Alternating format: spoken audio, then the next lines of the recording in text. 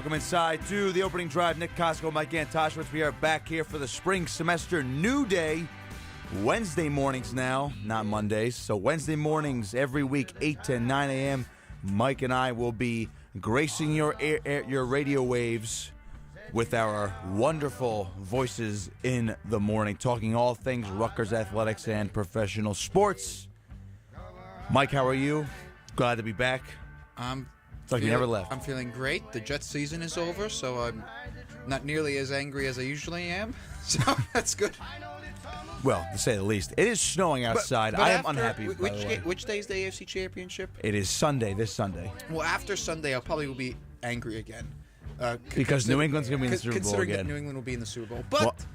But, and we can talk about this later, I have a theory that if they win a Super Bowl this year, Patricia's gone and McDaniels is gone. So everything's Belichick done. might leave. Belichick might leave. Interesting. We'll get into more of that later. Of course we will. If it takes one more Super Bowl out of, I don't know, the 18 that they have, that's fine. Give them the Super Bowl if it blows it all up. That's fine. Well, I'm angry today because it's snowing outside. I thought we were done with the snow, but I ended up being stuck in Lafayette, Indiana 1 week over winter break when I was with our sports director, Lance Glynn. We went to go cover men's basketball at Purdue. Of course, we get to Indianapolis, drive to Lafayette.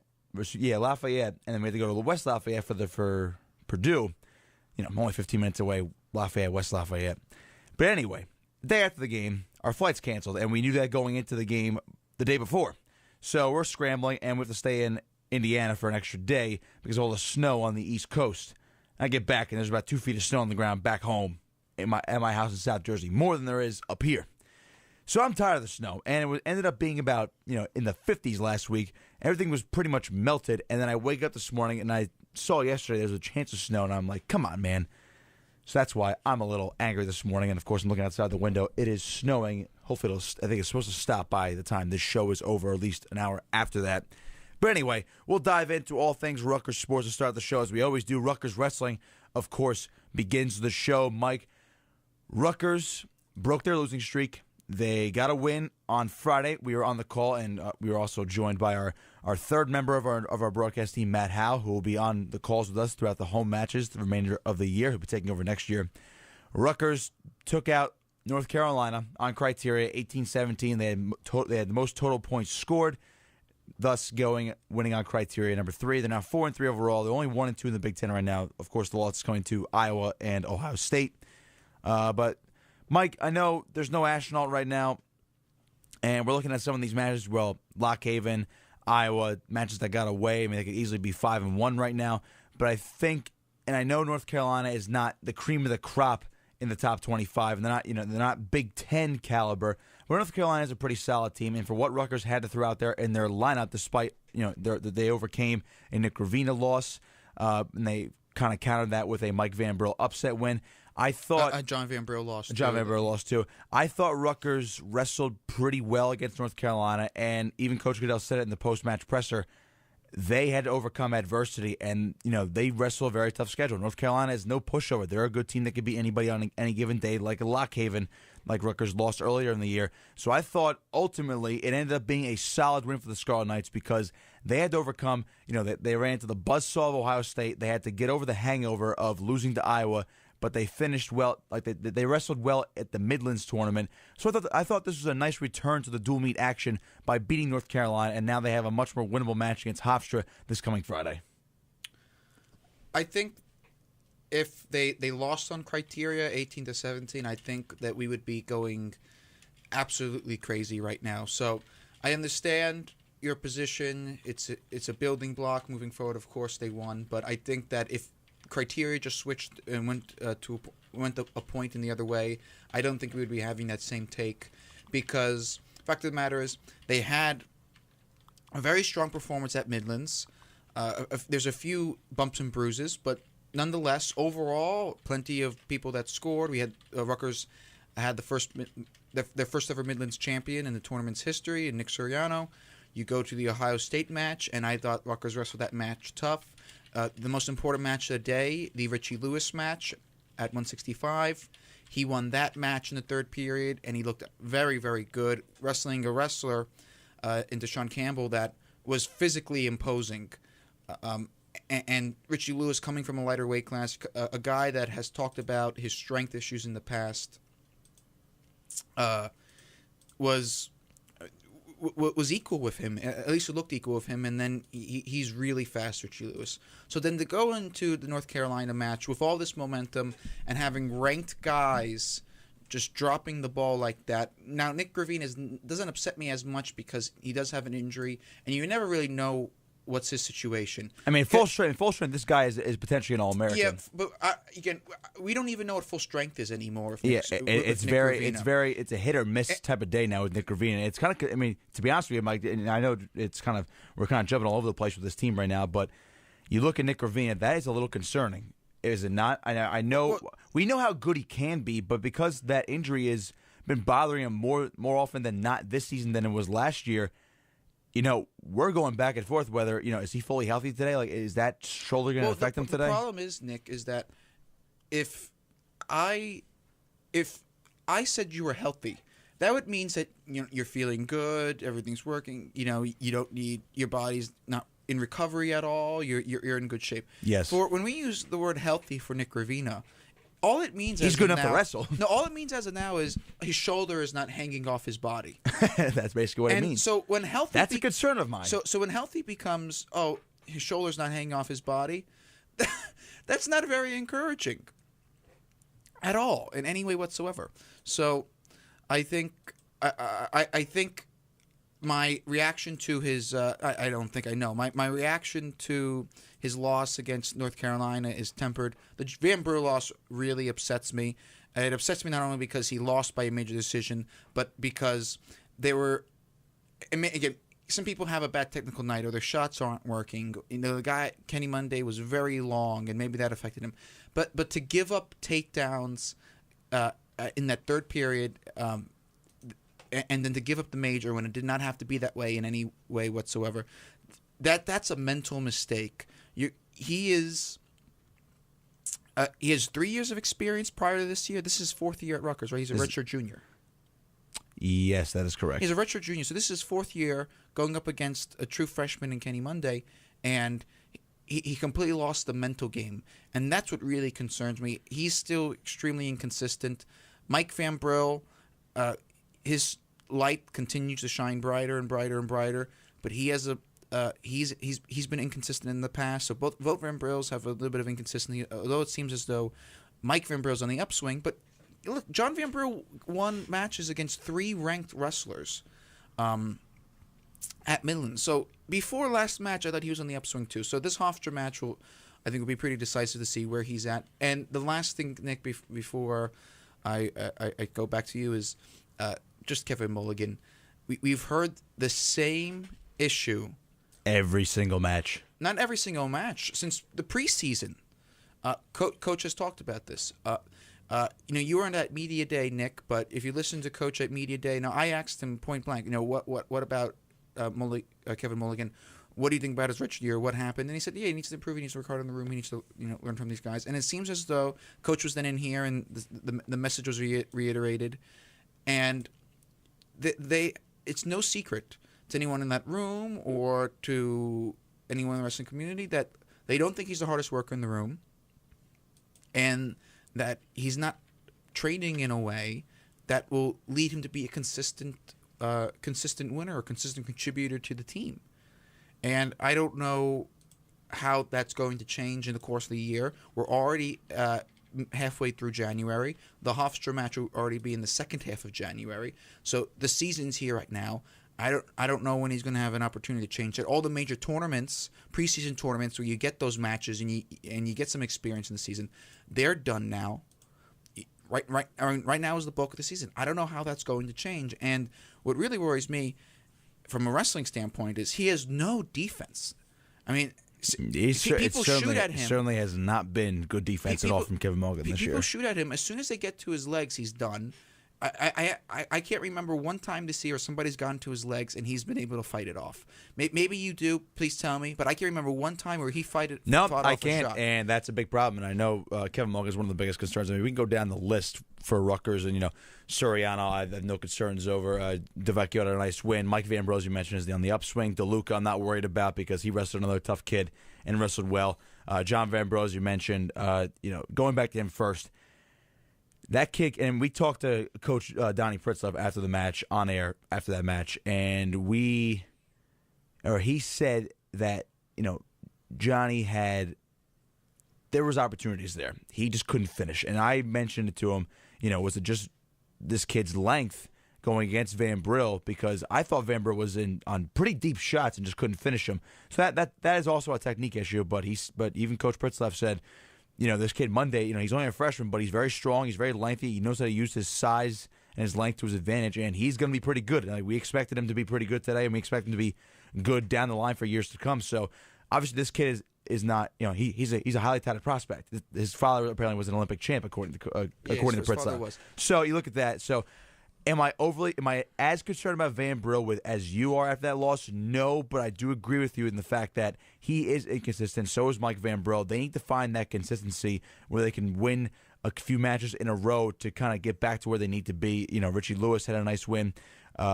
Joe Grell looked good against North Carolina's backup, albeit. Nick Gravina, we mentioned already. Now at Kevin Mulligan here, you mentioned, is there a time this year where you remember where he really fought off a shot that was right directly on his legs? I personally don't. You would think we always say in wrestling that usually the short and stockier guy has the advantage because there's not as much length, there's not as much to shoot at, whether they're attacking the upper body or they're going to go to your legs. Kevin Mulligan's a huge 197-pounder, but he's not as bulky. He doesn't look as big as you would like him to be. He's just tall. We figure, we know Kevin Mulligan is an athletic freak. He was born to be an athletic freak. He's not really showing it right now, and he's very, very inconsistent. And as you mentioned, it's the same old story. This goes back to the preseason, and we always. It just seems like we ask Coach Goodell every single match before every single match. What's he going to bring to the table today? Do you know what he's going to bring to the table today? Are you confident in him today? And it's, I don't know. That it seems like it's that every time. And I know you, and I think even especially me, had high expectations for this kid coming into this year because he had a nice record. He was wrestling pretty well last year as an unattached wrestler, and I figured, okay, he's going to step in at 197 this year as a redshirt freshman. He has the year under his belt already. Matt Correnthy's going to redshirt. He'll go to heavyweight, and it's going to be set up in the long run for you're going to have these two blue-chip Jersey prospects at the two highest weights in your lineup, and you're going to be pretty good up top. You're going to be pretty good up top, that's where Rutgers has struggled in recent years, is finding those consistent guys on top besides Nick Gravina. And, there's no more Billy Smith at heavyweight, so you have Razan Gross, but they've always seemed to lack that surefire weight at 197. Matt Correnthy filled the gap last year, made nationals, but, he was a true freshman. Kevin Mulligan's here now. You figured, okay, year of experience, he's going to be even better than Correnthy was last year. It has not been like that, and I have severe concerns that he might not be qualifying for nationals in Cleveland this year. Oh, I think that's right now, that should be the baseline assumption that he won't be qualifying for nationals. And one thing about him that is, I think, also disconcerting is your size, as you said, for two reasons. Right now, he's not using it to his advantage. No, one reason is from a defensive standpoint, right?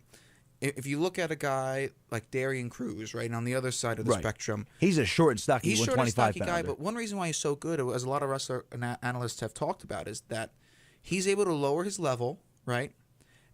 And then when he shoots, he doesn't shoot diagonally to the mat down to someone's legs. Because he lowers his level, he just shoots across, and that's what makes him so effective and his shot so fast, and prevents his opponents from reacting to him. Kevin Mulligan is so tall that when he's wrestling somebody and they take a shot on him, they're effectively shooting across, not shooting on a diagonal. So I think that's maybe one reason why he acts so slowly. I think one reason is because he just is reacting slowly. And the second reason is because he's so tall that it just allows kids to shoot across him. Oh, yeah. Across to him, I should say. It's a big body kid. And it prevents him from really giving a defensive effort. Secondly, in terms of size, is that he's a big kid. He's probably already, he probably already has to cut to make weight. Well, Nick, it looks like he needs to get stronger, get bulkier. I don't know if that frame will allow him to put on all that muscle mass at 197 pounds. He's going to have to cut it anyway because that kid's probably walking around about 210 at least in the offseason. Yeah, so exactly. So how much if he puts 10 pounds of muscle weight on, pure muscle, because he doesn't have a lot of fat on him. It's not like he's fat. He's in good. He's in good shape. He's in good shape. The kid is an athletic freak. We can't take that away from him. But so I don't think you're right. He could get stronger for this class. It's a very interesting conundrum, to say the least. All right, we're going to step aside, take a quick break. A couple of broadcasts upcoming for us on the WRSU airwaves. I'll be on the call tonight with Jake Ostrov as men's basketball takes on Iowa at home at the Rec. And then, of course, on Friday, Mike and I, and of course, we'll add along Matt Howe. We will have the call for wrestling as they host Hofstra on Friday night at 7 p.m. Both basketball and wrestling, both at 7 p.m. Tonight, basketball, Friday, wrestling. So those are some upcoming broadcasts. You can hear everything here on 88.7 and also on WRSU.org. When we come back, we are going to talk about a little bit of Rutgers football. And I know it's a little early, but they just hired their new offensive coordinator, made official, totally official. Yesterday, we'll break down what that means for the program moving forward. So make sure you keep it locked, listening to the opening drive here on 88.7 WRSU FM and online at WRSU.org.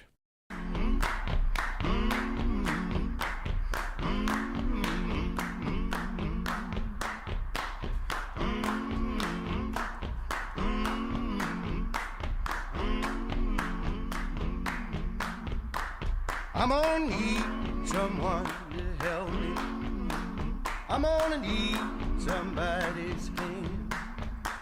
I'm gonna need... Welcome back inside to the opening drive. Nick Kosko, Mike Antosiewicz.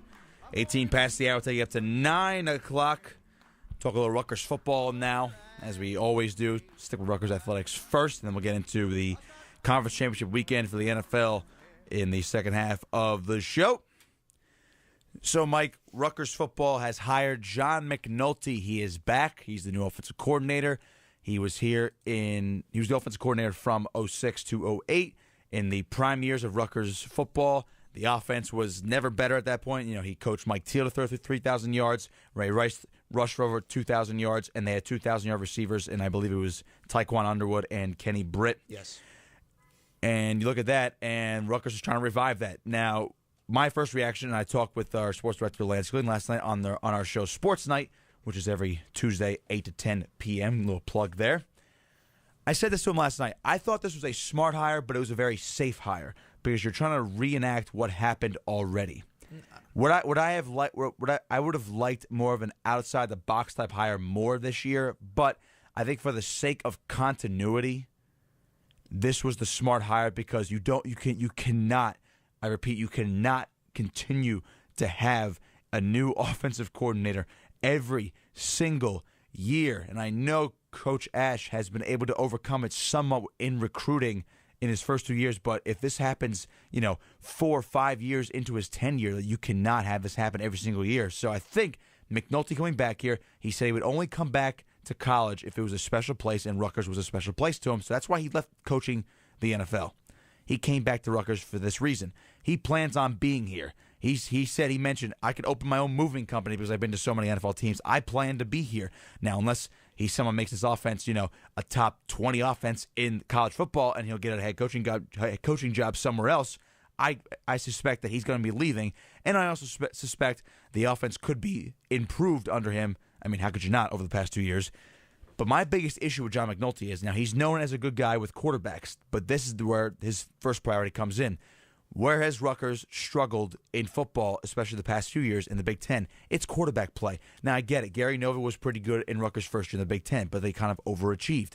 The last 2 years under Chris... I'm not sure if they overachieved. I think that team was actually quite talented. I think they were good, but Gary Nova went off that year, and he was a very inconsistent guy. He was more consistent that year. I thought it was good because they had the Penn State game. No, of course, but you had a coach in like Ralph Friedgen, who's a good offensive guy, and he knows how to coach up quarterbacks. The last couple of years, last year under Kyle Flood, the first 2 years under Chris Ash, nobody really developed these quarterbacks. So the biggest issue and the first priority for John McNulty is, as offensive coordinator, he's also going to be the quarterbacks coach. Can he develop quarterbacks? Now, to me, I said it last year at the end of the season, and I'm going to say it again now. If Gio Ricchino is your starter day one, you have failed because you have seen what he gives you. He has gone through 2 different sites. I don't know if I agree with that. No, I agree with it. You said it. No, that's right. I agree with myself. If Rashinho's your starter, you have failed. There is no reason why he should be starting this year. You now have Jonathan Lewis, who is a guy you want to be playing. I know he's a spread. I know McNulty runs the pro-style offense, and Chris Ash wants a spread style, but they can but you can merge those offenses together in college. So to me, you need Jonathan Lewis to start. You've seen Rashinho's ceiling. He's a very limited quarterback, especially when he gets hurt. He gives you almost nothing. Jonathan Lewis at least has a cannon on him, and he needs to be coached up. That's why he should have been redshirted last year, but I digress. You have recruited 2 new true freshman quarterbacks who have enrolled already. They are here at school. They have a jump start, unlike what Jonathan Lewis did not have last year.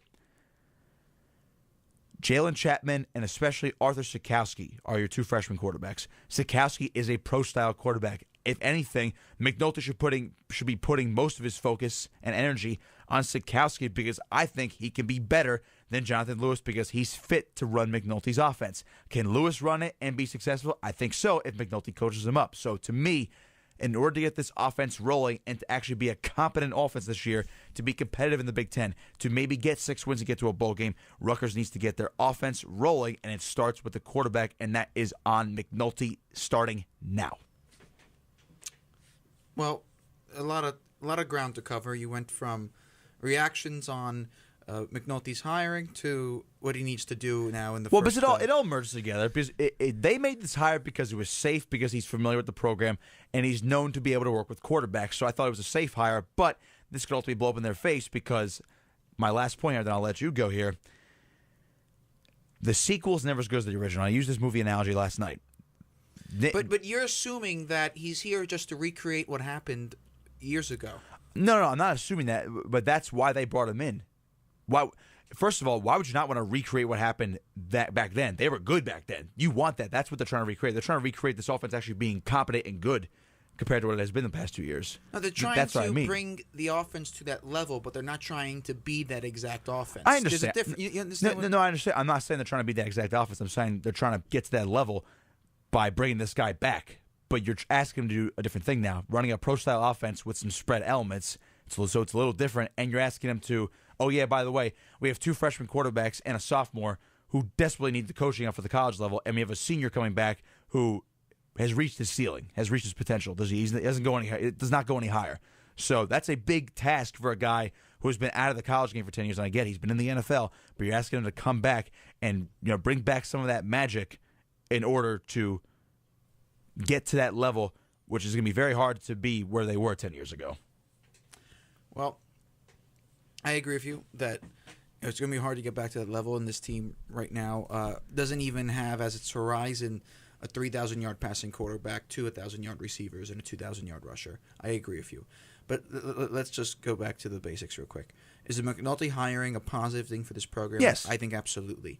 I agree with you. It's a different strategy. His hiring reflects a different strategy than the hiring of Kill or Maringer did. Those hirings, I think, reflected an urgency to increase the national profile of the program by attracting big name people from outside. Yeah, Maringer was a young guy he could recruit pretty well, apparently, and you brought in Jerry Kill, a big name head coach, who's now your offensive coordinator. Exactly. So the strategy there was raise the profile by trying to get guys outside the Jersey bubble from big time programs or big time pedigrees like Kill, and bring them in, right? Get guys here who aren't just knowledgeable football guys, but guys that are hot on the football coaching market, and that's what they try to do. Now McNulty is different, right? He has a Rutgers past, a very successful Rutgers past. He does obviously have NFL pedigree, but now his hiring isn't supposed to, send a light into the sky and say, "Oh, look at us, look at Rutgers." Right? That isn't the purpose of his hiring. But the purpose of his hiring is, I think, A, to get somebody that could work with quarterbacks. B, get somebody that knows the Jersey landscape and try to really extract the most talent you can from this area, the tri-state area, but especially New Jersey, and somebody that knows all the moving parts of an offense. I think Maringer didn't. It was harder for him to reckon with the entire offense and all the moving parts. I think Kill knew how to do that, but he was too enfeebled by his poor health to actually do that. I think this guy understands all the moving parts of the offense and is able to manage it, and at the same time give a special attention to the quarterbacks. So I think the hiring I think it's fantastic hiring, and I'm very much looking forward to seeing what he's going to do. Now, let's get to the issue of quarterbacks. I think Sitkowski should redshirt. I think we talked about it last year, throughout the whole year. Oh, I think one of them is going to redshirt. I think they have to redshirt either one of Jalen Chapman or Sitkowski. Because if you look at the depth chart, Mike, you're bringing back Rashino and Lewis. You're going to have one of these two. You're going to have one of these two freshmen on the depth chart, at least in my mind. And that's it. And that's only if they don't bring in another grad. If they bring in a grad transfer, something along those lines, and you have those three quarterbacks, maybe you redshirt both freshmen. But I think one of the freshmen is going to be on the depth chart and fighting for the starting job. I really think so. See, that could be the case, and I would understand that move. I'm not totally opposed to it. But what I believe that should happen is Sitkowski needs a redshirt year. We saw that with Lewis. Unless he comes out and he's so hot from the beginning of camp. Well, this is why I think that he has the advantage over Lewis, because going back to last year, Lewis didn't come into the summer, and that's why you should have definitely redshirted him and not thrust him into the lineup here. And I know he got game experience last year, but you knew he was not even close to being ready. Sitkowski and Chapman, I think more of Sitkowski, but they are here now. They're going to get the work now. They're going to work with the team now in spring. They're going to have a whole extra couple months. And I get it's only a couple more months than Lewis had, but you get in now. You start working out at the college level now. You practice. I'm saying now a lot to emphasize they are here right now. They're walking around campus. They're lifting. They're going to be in the film room. They're going to be practicing. They're going to be throwing the ball around with their receivers, building rapport with these guys. They are here. Then when it comes to the summer, you have the rest of the recruits who are coming in who might be a step behind. They might have to redshirt. But Sitkowski's going to be like, you know what? I'm familiar now already. I'm more comfortable in the summer. Lewis came into the summer. He's like, wow, here's college. Oh, God, they're not redshirting me. So now I'm going to have to be ready on game day every day after only 3 months of work. To me, I think that makes a big difference. Again, I think it does, though. But I think in the long – listen, if he is somebody that is red hot, I'm fine with it. But unless he's red hot, I mean, not just starting not caliber already. White, the metal is so hot it turned white. Sun hot. Sun hot. Start him absolutely. But I think that the best strategy for him right now is probably to redshirt him. Have him dress up on game days if he needs to go in and lead the team because of injuries and like that, and you have to burn the red shirt. Maybe you're okay with that. But I would try to redshirt him this year.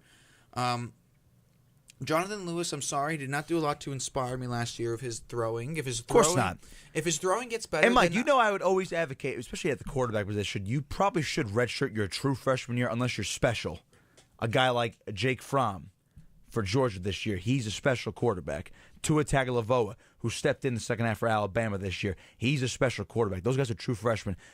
Frankly, Rutgers does not have a Jake Fromm or a Tua Tagovailoa in their quarterback room. I don't think so.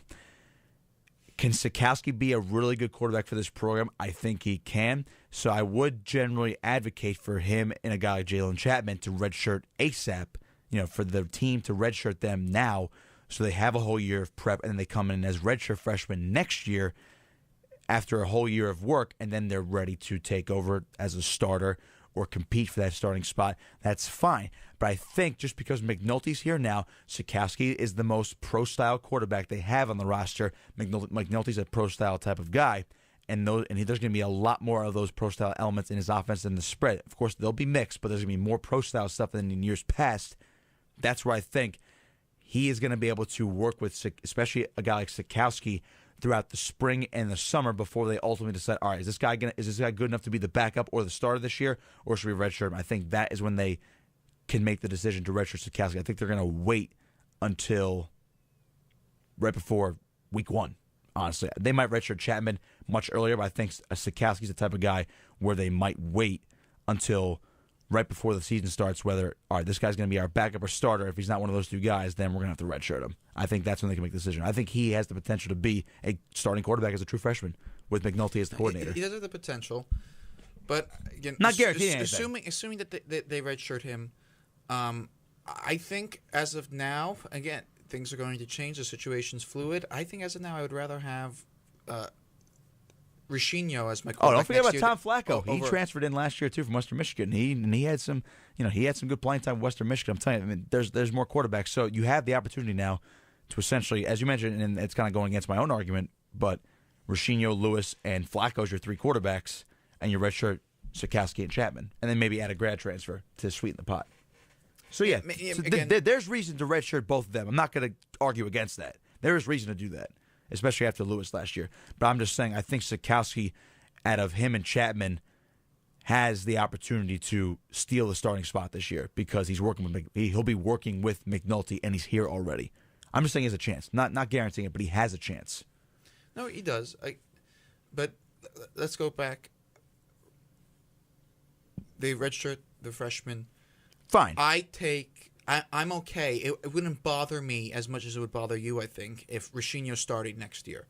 It seems like if Riccinho started next year, the whole season for you just becomes to me, here's what that means. That means you can't develop Jonathan Lewis. That means he's not developed enough to surpass Riccinho. And Riccinho, to be honest with you, and I think everybody knows this, was really not that good last year.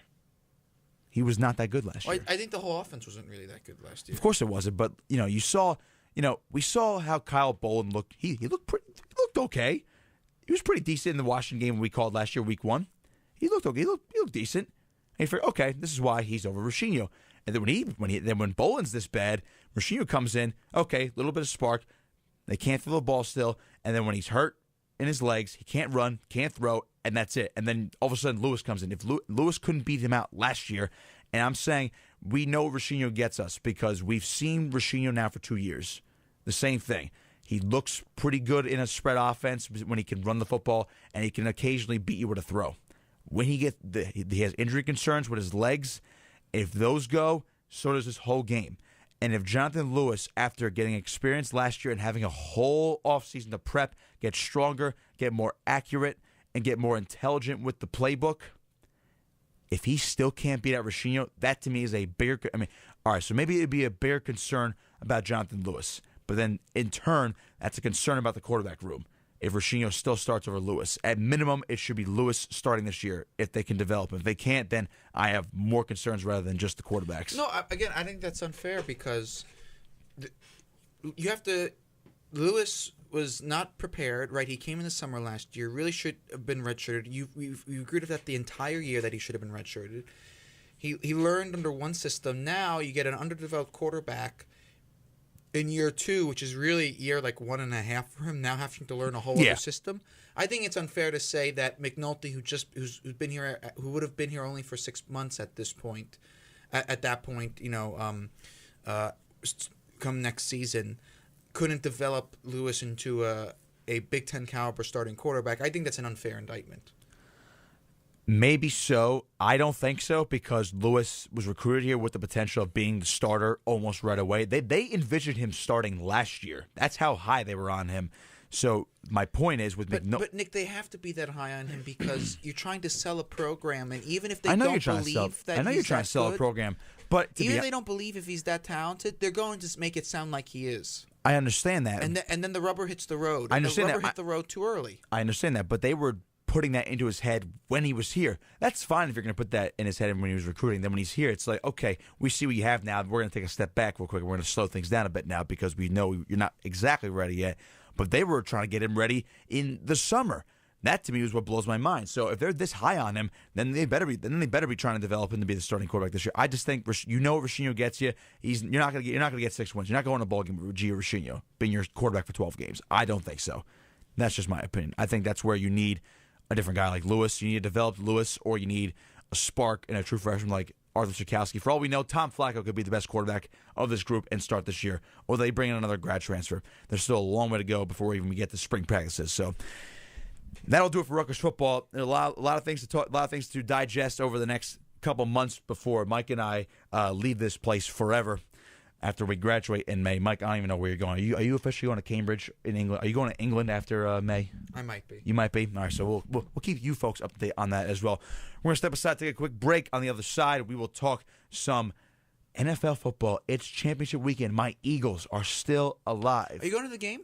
I went to the game last week, actually. I know that. So are you going to the game this week? No, I am not. I do not have the money to do that 2 weeks in a row, unfortunately. My Eagles are still in, taking out my father's Vikings. On the other side, it's the Patriots and the Jaguars, surprisingly. How about that? So we'll break it all down and what this means for the NFL as well. When we come back, make sure to keep it locked. You're listening to The Opening Drive here on 88.7 WRSU FM and online at WRSU.org.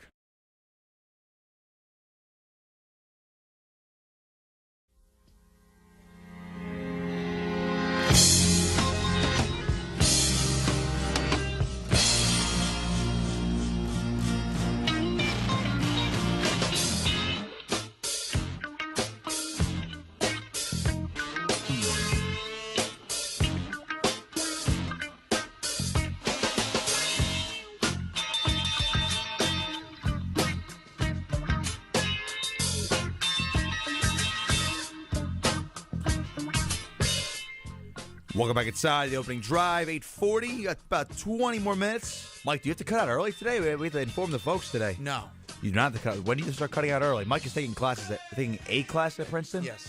So you are going to be cutting out on our show on Wednesdays. What, about 7:57 ish? Let's talk about this after the show. Okay. Just so you folks out there know that Mike will be doing this semester, but that does not mean he won't be giving his full 110% effort as he does every single week. Yes. Yeah. Okay. All right. NFL football talk now. Mike, did you watch the games this last weekend? Did you watch all the games? Did you watch some of them? I or what did did you not watch? watch any of the games. Oh, jeez. Because were you writing your senior thesis? I was just getting some. Yes, I was doing some schoolwork, but the fact of the matter is, I did not want to watch these games because it's very hard for me now to see a Patriots win in the playoffs. So I was not going to watch the Tennessee game for sure. I did not want to see the Pittsburgh game. I can't stand them, and I thought that Pittsburgh was going to. Well, actually, that's not true. I thought Jacksonville was actually going to keep it close. I thought Pittsburgh was still going to win in a close one. And I just knew. It just really bothers me to watch. You these hate games. New England. You hate Pittsburgh. So the AFC was out for you. Did you? Now, were you? If you could, were you going to watch? Yes. Philly, Atlanta, or Minnesota? So New this Orleans? was the thing that upset me. I had to be at Princeton in the morning last Friday, and then at night also we called a match, and then I had to get some stuff done this weekend. And we have somebody in my house has YouTube TV, but I don't. So I couldn't watch the NFL game. So I definitely 100% would have watched both NFC games, especially the Minnesota New Orleans game. That was the more interesting. It's game. the marquee matchup of the weekend. Yeah, that was the marquee matchup. Although I think the Eagles Atlanta game would be extremely interesting as well. I'll tell you how intense that was. That was ridiculous. Considering I was there as a fan. Oh my god. Well. I was on the. Nobody was. We stood the entire time. The entire stadium stood the entire game. Oh yeah, it's one of those. It was one of those stand-up only games. It was ridiculous. It was cold. I didn't care. I lost my voice because I screamed so loud. When they won, I was ecstatic. And not to spend too much. It's now in the middle of the week. Not to spend too much time on the results of the game. Obviously, the Patriots took care of business. The Steelers.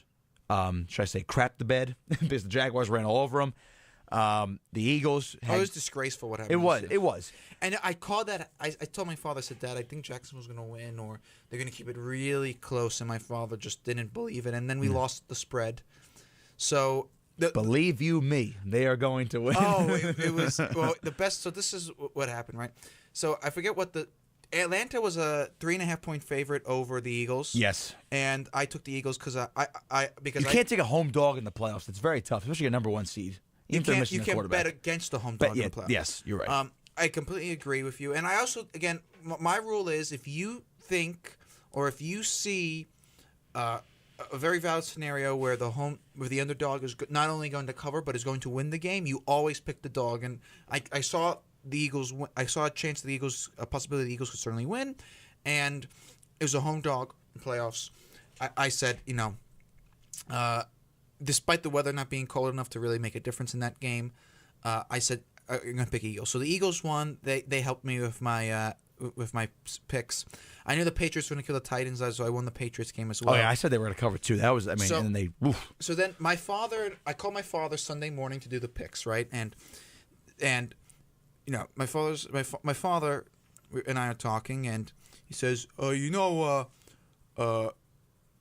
the Steelers, it's cold out, and and from Florida, the Panthers. I think he means the Jaguars. He said Jaguars. The Jaguars. Okay. You got to go with the Pittsburgh. You got to go with the cold weather team. And I go, I don't know that. And my dad has we're in the league where everyone does the spreads. There's like 14 teams, and we've won so many years because my father just has the sixth sense in the playoff. It's amazing, and I'm like, Dad, I don't know, and I'm making this case, and finally he goes, Okay, okay, just do it. Now you got me thinking. I said, this can't be good that he's thinking now, because usually he's able to intuit these things. I said, you know what? Let's just go Pittsburgh. I said, Dad, I was wrong too. And they were minus what? Pittsburgh minus. Pittsburgh was minus, I think, like 7.5 or something like that. Oh, geez. Yeah, it was a spread. It was a sizable spread. So I just thought it was going to be a close game. That's why over a touchdown was definitely not going to happen. And I thought it was going to be a low-scoring game, and I was wrong both counts. It was a high-scoring game, and Jacksonville won outright. Jacksonville won. So I was partly correct, partly wrong. And then for the Vikings game, it killed me because my father and I both thought Saints, both picked Saints, and the Minnesota was given like 4.5 points or something like that. Yeah. And I said that this is going to be a field goal game, something like, which it really was until the miracle play. So I got that. This is a field goal game. We both agreed 100% the Saints. So I am now, because I don't have any TV, I'm looking at Gamecast on ESPN. Oh, geez, right? This must be stressing you out. So I'm trying to do work. I'm trying to do something productive, and then it's like the 5 minutes left. So I put on Gamecast on one tab, and I'm looking at it, and at this point, I'm looking at the scores. The scores are back and forth. It was 17-0. I'm livid, and then they're down by 6. I'm like, oh, they only need to score another 3 points to cut the spread. They score another 3 points. Then they take the lead, and then Minnesota's driving again, but then they get stopped. So it's only a field goal. But then, because they're only up by a field goal, because they're only up by like 2 points, I still had the spread, and then they scored again. New Orleans says, all they have to do is not score a touchdown, right? And so the Gamecast is happening, and the Gamecast is so unreliable. It's behind too, it's behind. So I see a text. There's a group text I'm in with all the the 3 top teams in this the spread league, right? Yeah. And some guy goes, the one guy at the top so we're in first place. The one guy at the top who's chasing us, who had Minnesota, goes, wow. Period. I'm like, what happened? What happened? And then you see the Gamecast, right? And all of a sudden, touchdown. No, Gamecast still was not updating, and I'm like, oh my god! I go to Bleacher Report. Bleacher Report wasn't updated yet. My father calls me. He goes, unbelievable. I go, what do you mean? Like, what just happened? Un-effing believable. I go, Dad, what happened? They scored a touchdown. I go, what do you mean? New Orleans pick 6? He goes, no, Minnesota scored a touchdown. And then how did they score a touchdown? It was a passer to the sideline, and he missed. And then, and he goes, and I'm like, this gotta be unreal. So then finally Gamecast updates, Bleacher Report updates. I'm watching the video. And you see the stats, Stephon Diggs, 61-yard touchdown. I'm watching the video, and I'm like, oh my God, this is unbelievable. And my father just goes, like you hear it on the phone. You basically hear it. Yeah, you hear a pin drop. And so before we I go, Dad, are you there? Dad. Unbelievable. That is a tremendous story, and it kind of encapsulates what I felt too. Because I'm an Eagle fan, but my dad's a Vikings fan. So is my uncle. I'm watching that game. I see that happen, and then I jump off the couch. I was dumbfounded. I could not believe that happened. I've never seen anything like that in my life. I thought when Diggs caught the ball, he was going to be able to get out of bounds, and they have a chance for 57-yard field goal there, and maybe win the game there. And then Marcus Williams whiffs, crashes into his own teammate, and Diggs has only green grass behind him, and he runs, scores. So now, going into the conference championship games here now, Mike, Vikings went on a miracle play. They have overcome so many. Let me say one thing. Sure, go ahead. When it happened, we were like, this is the biggest miracle in the world. But lest anyone forget, They only needed a touchdown. They only needed a field goal, Minnesota. And if Diggs catches that pass, the chances were that Minnesota would have been able to kick a field goal to win that game. They would have attempted, but Kai Forbath was shaking. That would have been a long field goal. No, it would have been a long field goal, but they still there's still a shot. They had a chance, yeah. So if you look at it now, a few days of removed, course. They would have had a chance to win. They still would have had a chance to win. So it wasn't like, Yeah.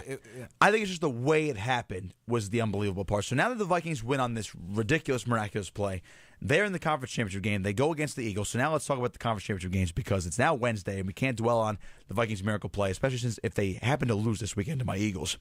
So now, Mike, we have Patriots-Jaguars, and we have Eagles-Vikings. Let's do Patriots-Jaguars real quick. We will also make our picks, and I also want to get your take on what would be the best matchup and the worst matchup TV rating-wise from a neutral fan. So picks real quick, Patriots-Jaguars. I can't pick against the Patriots. They're at home. I get Jacksonville has a great defense. I get they can have the blueprint of the Giants and the Ravens, rush 4, hit Brady, try to basically just dominate Brady up front. Hit him constantly and force him into mistakes. And they could pressure up the middle, which is more important for Brady. Exactly. Yeah. You don't even need side pass rushers. You need you interior. just need A gap. Yeah. I think they can do that, but I don't think they're going to be able to do it enough where they could take advantage on offense and Blake Bortles can lead this Jacksonville offense in Foxborough. I get they have Leonard Fournette too. But I think you need a total. The issue of Blake Bortles leading an offense in Foxborough is Blake Bortles just leading an offense. Yeah, and that's the biggest issue. I know you can rely on Fournette, but not in Foxborough against the Patriots. Bill Belichick's too good for that. You need Blake Bortles, Leonard Fournette, the receivers to be on all. You need the receivers to be on par. You need the entire You need the whole offense clicking, and you need the defense to really dominate Brady. I just can't see that happening. I think they can make the game close at first, but I think ultimately the Patriots are going to win. I'm just going to say, I'm going to say. I think they can put up a lot of points in the Jaguars. I'm going to say 35-17. You see, it's a 9.5 point spread. I think the Patriots are going to cover. And I was showing somebody, one of my friends on campus yesterday, the standings in my league. Right, that we're at the top. It's a 3-way tie, but we're winning right now for the best bets. Yeah. And then I showed him the spreads. He goes, I don't know. 9.5 points. That's a lot. And then he said to me, he goes, hey, now that I'm thinking about it, Now that I'm thinking about it, the Patriots could definitely win by a touchdown and a field goal. And I go, yeah, that's my point. 9.5 seems like a lot, but a touchdown and a field goal doesn't seem like to be that much of a differential. So I think the Patriots are going to win. However, I go back to the Jets' victory over New England. Are they covering? Is my question. Do you think so? I think they cover, but let's go back to the victory over the Jets' victory over New England because the Jets were the last team. This is not just a Jets reference. This is an NFL reference. The Jets were the last team to win in New England in the playoffs. Yeah. And they were the first team to do that in like 7 years or something like that. The formula of that game was a lot of A-gap pressure. The Jets never really had an elite outside pass rush. They got pass rush from the outside, but A-gap pressure, kind of collapse the pocket. So that's strategy number one. They ran the ball, and then they were effective passing it. But I think that Jets team maps on very neatly with this Jaguars team. Not a prolific quarterback, a good running game, and a great defense. And a great defense. The only thing is, I think that Jets defense was better in terms of it performed better. But Jacksonville might have more talent. This Jacksonville defense does have more talent. There you go. It does have more talent, and the offense has more. So you ultimately you think it's going to be closer than I do, but you're still picking New England. Obviously. I'm still picking New England. I think New England's going to cover. Now let's go to the NFC. Yeah. So this is the big one. It's the 6:41. It's the primetime game. Obviously, I have to go with my Eagles. I can't pick against them. They're at home. I think this is going to be a very defensive battle. You look at Minnesota. I think they have the best defense in the league. Eagles are right up there too, at least top 5 defense, if not top 4, top 3. Eagles have a great defense as well. It's going to come down to, can the Eagles win at home? Can they thrive off the home crowd again? And which quarterback is going to make less mistakes? Case Keenum has been much better than Nick Foles this year. He has had a whole season worth of experience, basically, Keenum has. He's got weapons in Thielen and Diggs. He's got a decent running game with Latavius Murray and Jerick McKinnon. The Eagles have Nick Foles back there, but they have a good running game with Jay Ajayi, LeGarrette Blount, and Corey Clement. And they also have Alshon Jeffrey, Torrey Smith, Nelson Aguilar, and Zach Ertz. There's weapons on both sides of the offense. I think it's going to come down to which team makes less mistakes at the quarterback position, and which team plays better defense. I think the Eagles edge out the Vikings because they're at home, but I would not be shocked if the Vikings steal this one, but I have to go with my Eagles. They're home dogs again too, Mike, but I'm rolling with my Eagles. I mean, obviously, and this is not to hit you when you're down. Of course. I think if Carson Wentz was playing, I think the Eagles win definitely. I think if Carson Wentz is the quarterback, I think they win the Super Bowl. I'm much more confident. But can you imagine a Wentz-Brady matchup? That'd be great. That'd be so nice. So obviously Wentz is not playing. So yes, he's not. Listen, I think for me the question is the way I try to channel these things is does the manner of victory for the Vikings last week, does that propel them? That's the argument for them. Yeah. No. Or could be the argument against. Yeah. Does the manner of victory propel them to be full of momentum and energy or and is it just a hangover? Kick butt against the Eagles? Or is it going to be a gigantic hangover and they just can't get emotionally up after that? Yeah. I don't know which one's going to be. And I'm hitting my head against the wall because, again, it's a three-way tie at the top in my league. I'm currently in first place. Eagles are plus three. Eagles are plus 3. Eagles are plus 3.5. In there you go. So now if the spread's plus 3 and Vegas is leaning Eagles, I might have to go Eagles now. But I don't know. This is a big game. And what I don't want to happen is the Super Bowl having to pick New England and then having to root for New England to win by like 17 points in the Super Bowl, because I really don't want that. So I need to get this game right. And this is because I guarantee you everyone is going to pick the Patriots. So who are you picking? Who are you picking to win? You have Patriots again. I have Patriots Eagles. Do you have Patriots Vikings or Patriots Eagles? So then I quickly want to get your opinion on the matchups. Let's go Eagles. So you are going to go Eagles. Yes. Interesting. All right. So we both have Patriots Eagles rematch Super Bowl 39 when Brady actually was still the quarterback. Eagles, I don't know who's going to win, but I think the Eagles will cover.